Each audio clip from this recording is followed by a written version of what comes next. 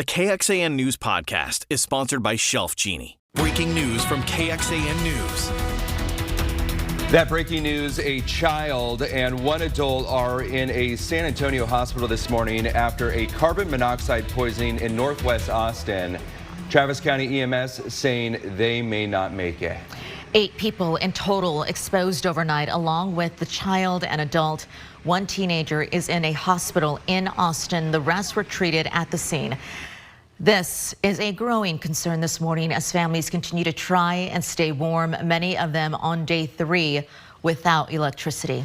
Good morning, I'm Sally Hernandez. And I'm Tom Miller. Carbon monoxide is an odorless and tasteless gas that can make you very sick, even be deadly.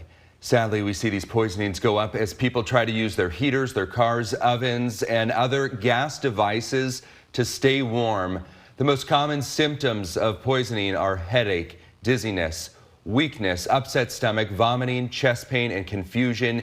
If you think you are experiencing any of this CO poisoning, you want to go outside, get fresh air, and call 911 immediately. Going in depth, at least 420 people die in the U.S. each year from accidental CO poisoning. That's according to the Centers for Disease Control. There are more than 100,000 visits to the ER for it. First warning weather with meteorologist Rich Siegel. A very pleasant good morning to you on this Friday morning. Kristen has the morning off. We start out with just a few issues with visibility in portions of Llano and in San Saba. San Saba visibility down to 2.5 miles, Llano at 4. There is no precipitation to talk about this morning, and that is certainly good news. The rain left late last night. Temperatures are mostly in the low to mid 30s at this hour. We have a few upper 30s in parts of Lee and Fayette counties, as well as in the southern part of Caldwell County. We're a few degrees higher this morning versus where we were yesterday at this time. We've got a north wind on the whole at around 5 to 10 miles an hour. Speeds will pick up a little bit during the afternoon, but it feels like we've got some mid-20s wind chill out at Mason. Feels like 25 there, 28 at Blanco. That 35 feels like 31 at Camp Mabry. We're going to warm nicely today. The swarming trend begins. How long it lasts as well. We'll take a look at the weekend outlook. Thank goodness we finally reached that, and you deserve this weekend that we're going to forecast for you. But we do have another chance of rain, but it's not this weekend. We'll detail when that happens too. All of that and a little more coming up in First Warning Weather. Sally, Tom? Actually, Rich, I'm going to take over from here. Good morning. Good morning and happy Friday. We have made it. This week has felt like a long year, hasn't it? But guess what? A lot of our friends, they are still without power. My house is without power. I know a lot of you out there are still dealing with some very cold homes. So check on your friends, check on those who are vulnerable and may not have as big of a community as some of us who are fortunate enough to have friends constantly checking on them. Okay, when I signed off yesterday, there were still patches of ice along I-35. This is our TxDOT camera right at 290. So happy to see that that has melted as we start off this Friday morning. We're not seeing any big crashes or anything like that. I think the roads are still going to be relatively quiet, but they will definitely be busier today. Thankfully, they will be safer from the standpoint of any slick roads, ice, that sort of thing. The trees, the limbs, that will still be an issue, and still be mindful. We could still have some spots where the traffic lights might be dark. I know that was a big priority yesterday for emergency officials around the city getting those repaired, though. Sally, Tom. Thank you, Erica. 4:33 is your time this morning, and Austin energy crews are out again this morning. They've been out there overnight, but they still face a mountain of issues. The number of Austin energy customers without power is still pretty high. It is still at nearly 24% of customers who do not have power. People without, frustrated with how the utility has handled communications. KXAN's Dylan McKim live in Austin, where crews are making repairs right now. Good morning, Dylan. Good morning, Tom and Sally. The area we are in right now, I'm on Woodview Avenue, just north of Hancock Drive. This area has not had power for more than 49 hours. This outage is impacting about 2,300 customers. And let me just show you the work right now that's being done here by Austin Energy and a tree service group here. As you can see, there's a crew member right there just in front of our car who seems to be doing something with this power line right here. But I want to switch the camera up to our rooftop camera. We're in night vision here mode right here. But if we just scan, just to show you the scale of this crew here, as you can see, that's the guy right there in front of us with that pole working on that light pole above the street. And if you go to the right here, you will see these tree service crews here, those cherry pickers. They have been out here, and we've been following this crew for about half an hour, guys. They're out here trimming the branches that are around these power lines here. Again, this area has not had power for more than 49 hours. Austin Energy initially said power would be restored within 12 to 24 hours. But during a press conference yesterday, they said they wouldn't be able to provide a specific time. Sajid Nair lost power Wednesday morning and went about 36 hours without it. He said he was frustrated with the lack of communication from Austin Energy. You can't give an answer to what is happening to the people so that they can make informed decisions, which is disappointing. All I expect them to do is they message back and say, we don't think we can fix it in the next few days. Please make plans accordingly. Even if they do that, right? Just that, I can book a hotel anywhere and go. While Austin Energy did send out updates on Twitter, customers are saying it isn't enough. They say it needs to be more transparent and give more accurate information. And guys, you can see the crew actually finishing up work here. They were up here before we went live. They had that cherry picker up in this tree, and we just pan up, and they had an electric saw. They were cutting down some branches. They cut down quite a few branches from that tree. And you can see the Austin Energy crews out here as well. They are working to restore power, but again, people who are living here in this area up on Woodview, right near Burnett and Hancock Drive, without power for more than 49 hours, and it continues. You would know they're looking for some relief. It's been no heat, no electricity for 49 hours, and hopefully they can get the power on pretty soon around here. Tom, Sally. It's been a painful few days for a lot of folks in Austin. Thank you so much, Dylan. Right now, we know almost 134,000 Austin Energy customers are without power, 21,000 Pedernales Electric customers. And that organization, PEC, says it also doesn't have a time estimate on restoration. Says that is because it's seen a high volume of isolated outages. PEC covers parts of the Hill Country along with parts of Travis and Hayes County. Encore has about 34,000 customers affected. It says one of its most affected areas is Taylor. It's up in Williamson County. It also covers parts of Bastrop. It also does not have an estimate on when the power is going to be restored. Many students are not going to have class again today, and it has nothing to do with the icy roads. Some schools just don't have enough electricity. They don't have any power. Round Rock ISD and Austin ISD say about 20 campuses still do not have power. And many schools are unsafe because of the downed trees and tree limbs. There's debris blocking routes the way kids would walk to school. And we're keeping a full list of the updated information for you right now on our website, KXAN.com. Austin's mayor and city council members want to hear from Austin Energy about its response to the winter storm. A date for a meeting hasn't been finalized, but it could be as early as next Tuesday. We're waiting to see. City leaders say they want a better idea, a better understanding of what worked and what didn't as we move forward. Governor Abbott is urging Texans to report ice storm damage. It's the ice accumulation in the area that resulted in those broken tree branches, and those tree branches fell on power lines, causing the widespread outages. Governor sent us a statement saying, quote, as communities across the state begin to recover, Texans who have experienced property damage to their homes and businesses as a result of this winter weather event are encouraged to report it through the iStat survey. I thank all of our utility workers to restore power in their communities and our emergency response personnel who are continuing to help their fellow Texans as they begin to move forward. Capital Metro plans to go back to its regular service today. The only service that will not be available to people is the Metro Rail. Crews had to restore power to 16 crossings and 7 signals, and they also have to clear storm debris along the 32-mile route from Leander to downtown Austin. The investigation into shots fired near a Pflugerville grocery store. And the ice we saw this week, historic. We are talking with Jim Spencer, who knows a thing or two about Austin weather, to look at how this compares. Welcome back. This is a live look from our camera traveling throughout Austin. One of the more than 100 crews working to restore power throughout Austin. And if you are without it, you are certainly in our thoughts, maybe watching on our live stream, possibly listening to our podcast this morning. We appreciate you being here with us on KXAN News Today. There are several unanswered questions still this morning after police received a call about shots being fired outside a Pflugerville Target store. Yeah, this was yesterday at night. It still happened in the late night hours at the Stonehill Town Center near SH 45 and 130 Toll Road.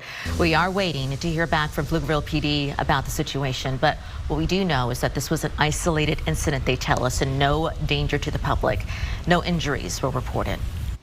Still ahead, we are talking with Jim Spencer about how this historic weather compares with other ice storms.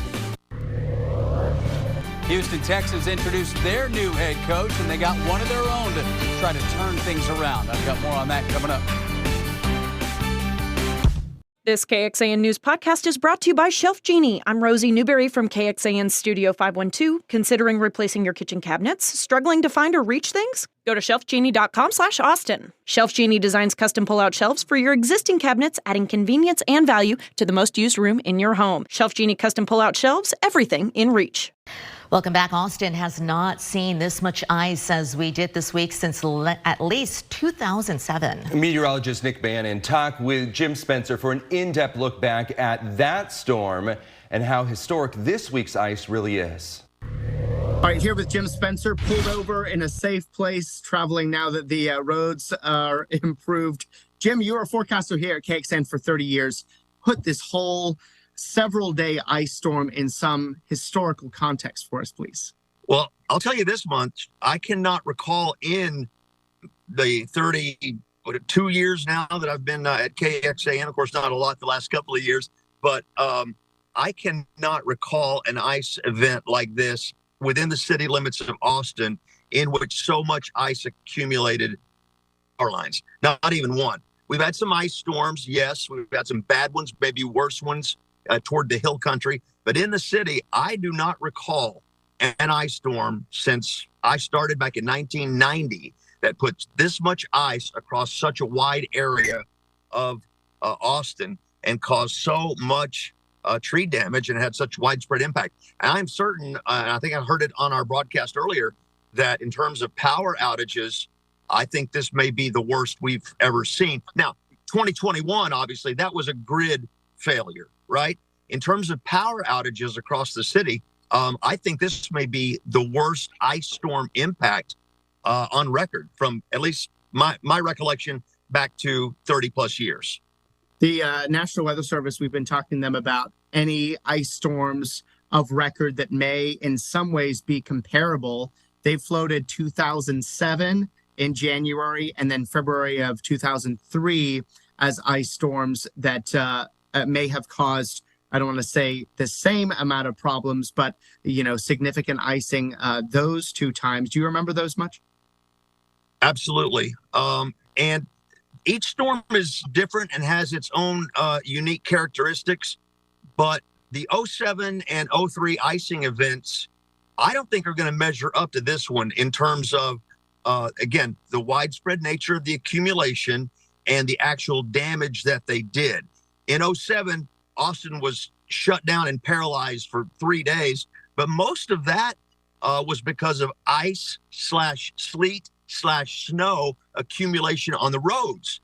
And you just couldn't drive. And so everybody was stuck at home for 2 straight days for sure, and a big chunk of 4 days back in 07. But again, the difference being some sleet and snow was included. It wasn't all freezing rain. We just don't get just freezing rain down here very often. I mean, this is very, very rare. In terms of overall impact across our city, I have not seen an ice storm like this one in my 32 years now, technically, with KXAN. And hopefully we don't again. Man, how many more weather extremes can we take? We get one a season now, it seems like. This is just really too much. I've got a limb on my roof, but who knows when they're going to be able to come and take that down, because they have probably 100,000 calls backed up, Nick. Yeah, it's certainly been historic. Rich, you remember it the same way back in 07? Yes, I do. We had, as Jim said, snow and sleet. That's the big difference from what we had in the last couple of days. We now are turning our attention to sunshine. Good. We deserve it. We really do, and you deserve this weather that we have for you today and on into the weekend too. We start with a live look at the radar just so that you can see we have no frozen precipitation, no liquid precipitation. We are dry, just a little fog up in some of San Saba and Llano counties, and that's the sum extent of any significant weather that we have. All right, temperatures yesterday did get above freezing. Our high temperatures peaking in the upper 30s to low 40s. 40 at Camp Mabry. Did you know that we went 66 hours with temperatures at freezing or below, 66 consecutive? That ended at 10 o'clock on Thursday morning. That pales in comparison to what happened in February 2021, and that's the last time you'll see those numbers. All right, current temperatures and the 20s and 30s now will gradually warm, and most of our highs this afternoon will be in the upper half of the 40s to low 50s. A much warmer day today, but still below normal. In the morning, we'll find upper 20s to low 30s. I think this number for Austin is a bit too low. I'm going 32 for our low temperature tomorrow morning, and then we'll be in the upper 50s, and some of us will be around 60 to 62. The models, again, having a bit of a difficult time getting a grip on things, and then we'll all be in the 70s as we get to Sunday afternoon and likely on Monday as well. All right, so what scattered clouds we're seeing right now will gradually thin to the sunshine that we'll have during the afternoon hours. A very lovely day today. A clear sky this evening, and then we will see a few scattered clouds tomorrow morning. A partly cloudy sky for tomorrow afternoon. Then we'll see sunshine after some morning clouds on Sunday. We'll end the weekend with a mostly sunny sky. We may also be dealing with a little more fog tomorrow morning, although now the model updates and showing as much as it was about 2 hours ago, so maybe getting through tomorrow without any fog as well. Winds will be gusty into the mid and upper teens at best through the morning, tapering by the afternoon, and then we'll find lower wind speeds as we get into tomorrow. From the First Warning Weather Center, sunshine for the afternoon, a north wind at 5 to 15. Your high this afternoon, 52. Mostly clear this evening. I'm going 32 for the overnight low with a light north wind. Tomorrow, 61 with a partly cloudy sky, 70 and sunshine on Sunday. 75, partly cloudy on Monday. Chances of rain go up as we get into Tuesday and Wednesday, tapering by Thursday. We'll go from a high of 70 Tuesday to the mid-60s on Wednesday, with rain chances tapering by Thursday morning. We'll get a check of another look at the weather when we return in just a little bit, but right now we want to get you another check of traffic, and here's Erica. And good morning. Happy Friday. We have made it. I hope that power at your home, your friends' homes, gets restored quickly. Hey, if it hasn't, we're reaching that point, days of just no power, no heat. They could be getting cold where they may not think that they need help. They may think that they're okay. Go get them. If you know someone that is still sitting in the cold, go snatch them and get them somewhere warm. Get them some hot soup, that sort of thing. Get them feeling better, because it's too long to be sitting in the cold at this point. So just a heads up, not sure exactly when power will be back on. It's still off at my house. So you just got to be careful this morning. And if you can reach those friends that maybe have not left, go help them out. Right now, things are very quiet. We are off to a quiet start as far as traffic is concerned. Not seeing icing on the road. That has melted, thankfully. 290 near I-35, the flyovers back to normal. So we'll definitely see people getting out and thawing out, if you will, enjoying some of that sunshine that arrives today. While it's pretty quiet, just want to show you how things look currently. There may still be some spots where you don't have traffic lights working, so just be mindful of that. Still treat that as a four-way stop. There is a crash at Clayton Lane and Sheridan Avenue. This is KXAN Sports, brought to you by Thomas J. Henry. Good morning to you. The Houston Texans are hoping their revolving door of head coaches is coming to an end for a while, as they go get one of their own. D'Amico Ryans, who started his NFL career in Houston, started every game he played at linebacker for 6 seasons, and now, 6 years removed from an assistant coaching start to his post-NFL career, he is back in Houston as their head coach. It's a dream job because I'm here home in H-Town. That's a dream job, right? I get to work with Nick, with Kyle, to build this team the right way. Right, we have a young team. Right, we have a lot of draft capital. We're excited to add even more talent to the team that we have, and it's a dream job because we can win here. Yeah, and they have won there. They won back-to-back division titles, and then since then 3 straight losing seasons. Putting together a staff is priority number 1. And then what do you do with the draft? Right now they have the 2nd overall pick in the draft. Back to you. Roger, thank you. Business at the Texas Capitol has largely stopped this week as the ice storm closed offices and kept a lot of members in their districts. Yeah, we know the situation is improving slowly, but you shouldn't expect to see progress on any key legislation right away. KXAN's Ryan Chandler explains why the first months of session are often this slow. The pomp and the promises. Texas Senate will raise your homestead exemption to $70,000, which will save you thousands. And then over the lifetime. Silence. And it's going to be a little worse than anticipated, so we are going to have to adjust our schedule for the week. Budget talks in the Texas Senate stalled this week, along with most other key offices, putting all the legislative business on hold. As this nearly empty rotunda will tell you, this is rarely a busy time for the legislature, rain or shine. In fact, bills can't even move anywhere for another 5 weeks from now, and that's not a fluke. That's a feature. We really do only have 140 days to do this, 90 days of activity, and that requires a level of consensus building that doesn't take place in the rest of the world. Harvey Kronberg has covered the legislature since 1989, and he says this isn't out of the ordinary. In fact, this lull in activity that the Texas Constitution requires until March is a time to build bridges. We go from about 0 to 30 after everybody's sworn in, and then on day 60, which is right around filing deadline, the bill filing deadline, we go from 30 to 120 miles an hour. So while it may seem like things are frozen here, it's not because of the ice. That was Ryan Chandler reporting for us. The bill filing deadline is March 10th. After that, all bills can start moving through the process. Before that, lawmakers can work on bills relating to Governor Abbott's emergency items. He'll announce those in the State of the State address, which is happening on February 16th. Thanks for joining KXAN News today. You can also listen to KXAN News Nightly every weekday after 5:30 p.m. for in-depth coverage on what matters most to you.